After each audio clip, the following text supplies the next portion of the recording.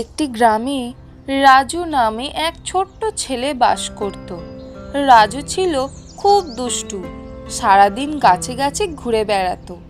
গ্রামের শেষ প্রান্তে ছিল একটি বড় আম গাছ। আম গাছটা ছিল গ্রামের সবার প্রিয়, কিন্তু গাছের মালিক ছিলেন খুব রাগী। তার নাম ছিল রমেশ। রমেশের গাছের আম খেতে পারলে গ্রামবাসীরা নিজেদের ভাগ্যবান বলে মনে করত। কিন্তু রমেশ এতই কড়া পাহারা দিতেন যে কেউই সাহস পেত না সেই আম খাবার।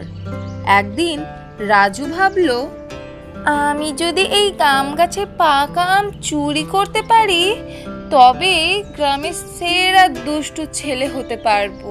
তখন ছিল গ্রীষ্মকাল। রাজু একদিন দুপুরবেলা যখন সবাই ঘুমিয়েছিল, চুপি চুপি রমেশের বাড়ির দিকে গেল।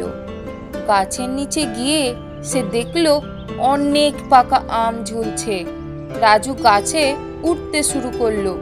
উঠতে উঠতে সে পৌঁছলো একটি বড় পাকা আমের কাছে।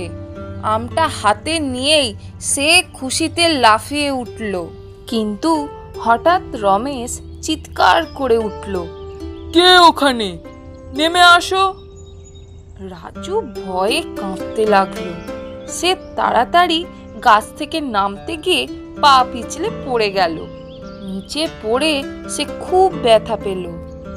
রমেশ দৌড়ে এসে রাজুকে তুলে নিয়ে বললেন, কেন রে দুষ্টু ছেলে, গাছের আম চুরি করতে এলে?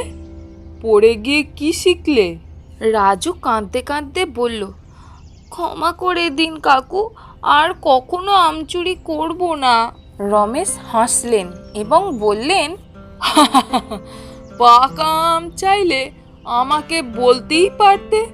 আমায় বললে আমি তোমায় আম দিতাম, এইভাবে চুরি করতে হতো না।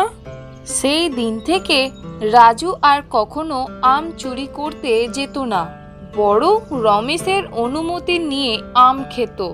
রাজু বুঝতে পেরেছিল সব কিছু পাওয়ার জন্য চুরি বা দুষ্টুমি করার দরকার নেই। সততা আর ভালো ব্যবহারের মাধ্যমেই সব কিছু পাওয়া যায়।